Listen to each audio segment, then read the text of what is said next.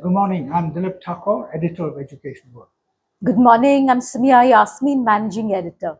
Well, for the August Independence Day issue, we have an excellent issue full of information which you won't get anywhere else.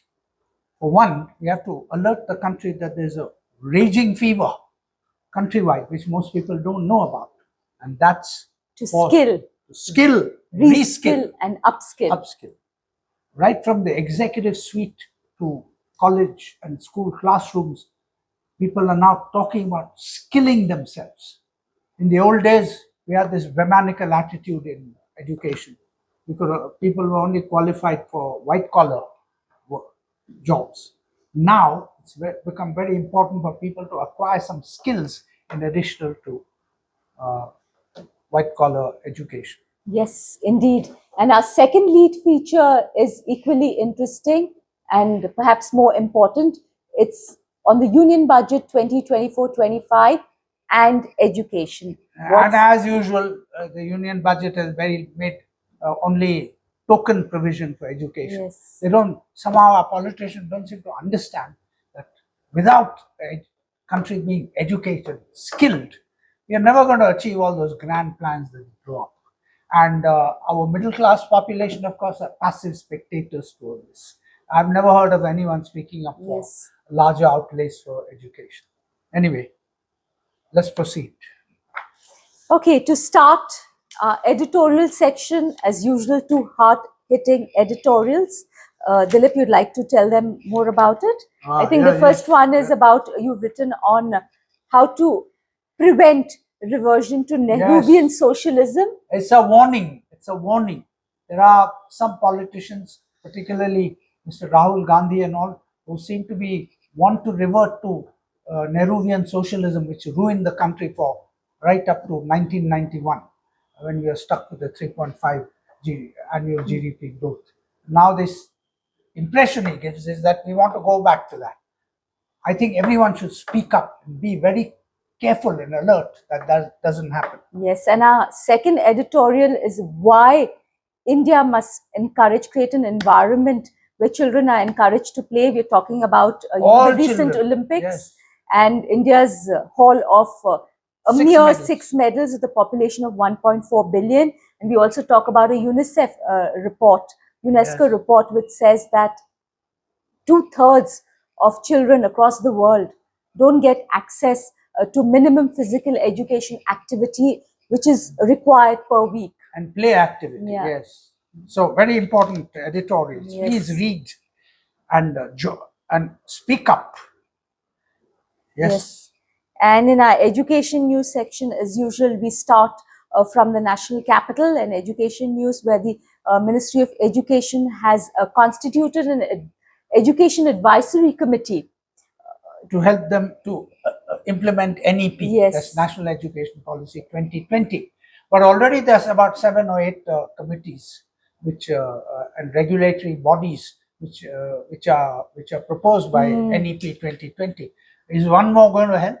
Well, I'm not sure. Yes, and in Maharashtra we talk about the recent controversy at TIS Mumbai, how over almost 100 of their staff and teaching staff were fired because the Tata Trust withdrew some funding, and how again it was restored, and how this has had a reputation loss on this very respected social sciences institute. Yes. And in Uttar Pradesh, Dilip, teacher power has forced the Yogi Adityanath government to reverse a circular which asked all teachers to clock in with biometric. Clock in every morning to curb, late coming, to curb absenteeism, but they had to take it back because there was mass protest by teachers across Uttar Pradesh. You have to understand that teachers play a very important role in supervising elections. Yes. That's why they have a lot of power outside the classroom. Yeah, in Karnataka, there's, actually that's a continuing story. We wrote about it last year, last month also. Here we talk about the declining condition of the state's Anganwadis. There's a recent report which That's has come early out. childhood Yes. education Yes. care institutions. Correct. Which are in a shambles. Yeah. And everybody pays lip service to them, but they do very little because they don't understand, I think, that early childhood education and foundational education is more important perhaps Yeah. than university education. Correct. And then West Bengal, there's a big confrontation against between the state government and the central BJP government. The TMC, led by Mamata Banerjee, wants to opt out of NEET after that major scam we Yes. had. And the Education News talks about, the reasons why she wants it, and it makes quite a good case For barefoot for doctors. barefoot doctors. And in Tamil Nadu, as you know, that Tamil Nadu is opposed to the national education policy, and about a year ago they set up their own committee to draw up a state education policy. So that is out. Report has come. Yes, the report has been come from Justice Murugesan. Yes, report. he submitted it to Stalin, and the story talks about, what are the highlights of the SEP. Yes. And as usual in education notes, we've covered the Northeast. National Yes. roundup.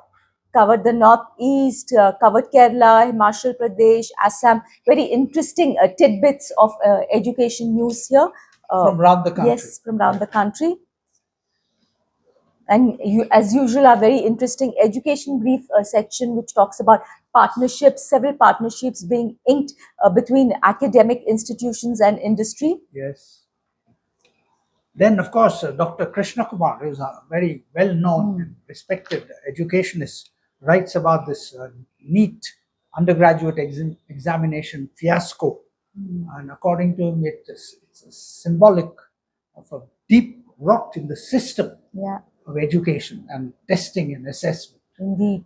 Yes. Yeah. Well worth reading, yes. Young Achievers section, again, to very ambitious, high achievers. Intrepid mountaineer. An intrepid mountaineer. And the second one is an academic whiz who's, aced the IIT JEE mains and advanced. And as usual, interesting institution profile sections. But the main thing, I think, Dilip highlights. I think we should mention Ivy World School, Jalandhar.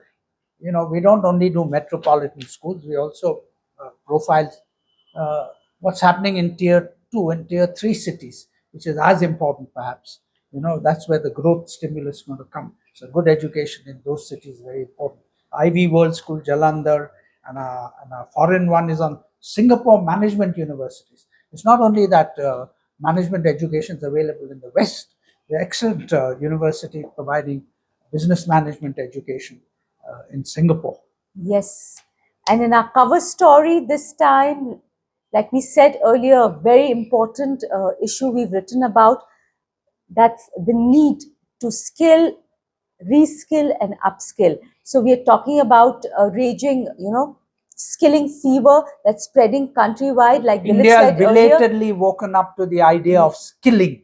It's not only important to have formal reading and writing and arithmetic education. You need to have some skills. All the world's most fastest growing economies are where they have highly skilled people on the factory floors, in government, and others who can do work quickly. Absolutely. And India is left behind. We've been sleeping about on the subject of skills education. The latest economic survey admits that only 4.4% of our workforce have received any kind of formal skills training. So we have a huge, our workforce is about 560 million.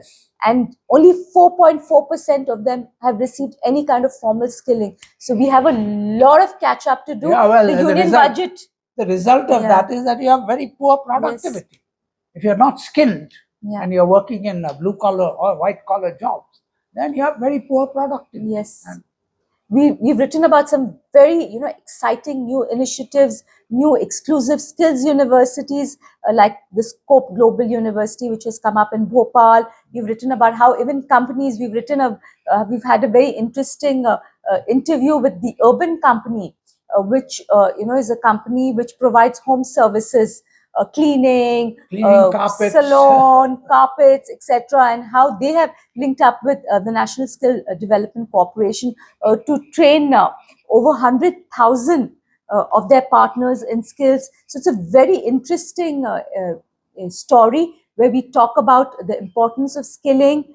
We talk about the problems, and most importantly, we also give you the solutions. What do you need to do to make India a skilled India nation? A skilled nation? Yes, indeed. And mind you, this has to start, like our story says, Dilip, it has to start from school education. Yes. Mahatma Gandhi Yeah. said that you've got to have head, heart, and hands. Yes. But everybody's forgotten about the hands for over 70 years. Yes. Suddenly now they're waking up to skilling. Yes. You know, we've talked about how the NEP, which says that there has to be no artificial division between academic and vocational education in school. So that requires a mindset change among our educators, parents, and students, where you don't have a distinction between academic stream and a vocational No, stream. and the two starting are from complementary. school. Yes. You have a distinction. Both have to be taught and given equal importance. Yes. Yes. Then in international news, we have, of course, a letter from our correspondent, Dr. Larry Ahn, who writes about, how important it is to decentralize education and to have let educators do the educating rather than bureaucrats. Indeed. And that is a big movement in America now. Absolutely. And people are very concerned. And charter schools were becoming very popular, and he talks about it. I think we get some good ideas from Larry. Indeed, our international news is very interesting. We've got It's stories unique. from Firstly, nobody talks about international education. We think that our institutions are excellent, but actually they pale into insignificance compared to what's happening in countries, including countries like Vietnam. Yeah. Fantastic new Vietnam universities, Yes. private universities come up in Vietnam. Indeed. Very interesting stories from Mexico, what's happening there. Indonesia, brand new capital, Nusantara, is coming up. Canada, plunging popularity because of some new visa rules. They're having a drop in international students. It's very interesting international news. I think it's important for educators not just to know what's happening within their country, but also to know what's happening in education abroad. Yes, because that gives a because you have to compete with companies abroad. No, you don't have to only compete with each other. You have to, nurture and develop your students not to compete nationally but internationally. Yes. And then, of course, there's another very interesting, very insightful special essay from our friend Dr. Raymond Ravaglia, who's a Stanford, who's a former director of pre-collegiate studies at Stanford University. And he writes about 5 American higher education myths.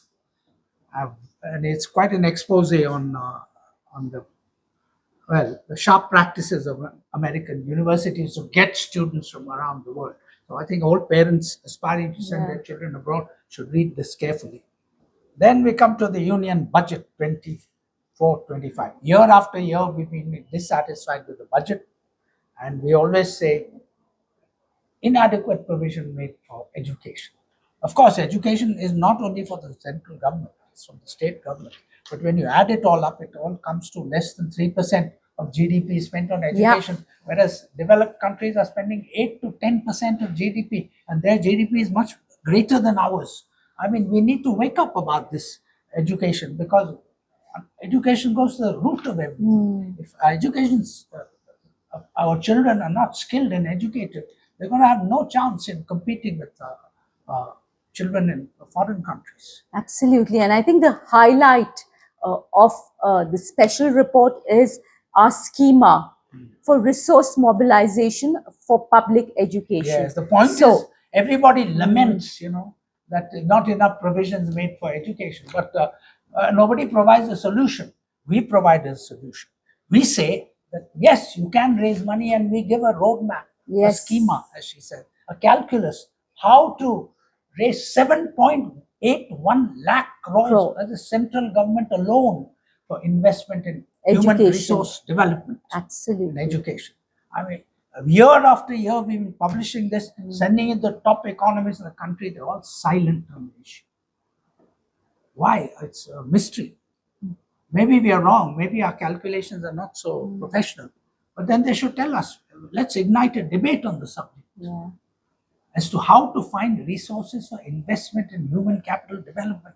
If we don't do that, time's running out.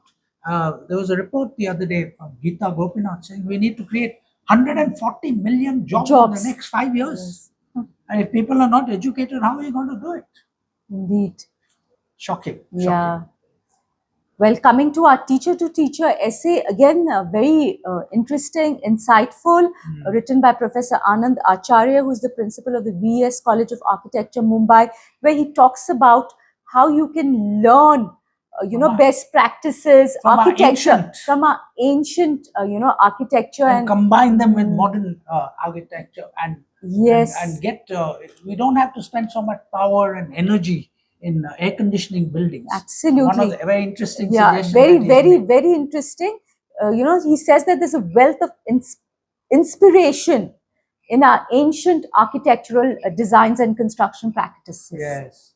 And the two should be merged with for best results. Yes. A book review, again, a very interesting book review, Dilip, on the Great Nicobar Betrayal. There's a big plan to develop the Andaman and Nicobar Islands and the environmental. Inverted commas. Yes. There's a big uproar from environmentalists how it's going to destabilize the ecology of the Great Andaman and Nicobar Islands and also displace the tribal population over there. Yeah. Well, it depends on your definition of development. Yes. Yeah. Postscripts, again, very interesting. Hard hitting. Yes. Yes. One on the Ambani wedding, another one on steady decline of Gujarat state. And the Bihar collapse of bridges. Yes. And how everything is linked with corruption. Yes, indeed. Yeah. And what's to be done about it? We suggest a very drastic remedy. I think you should read about that.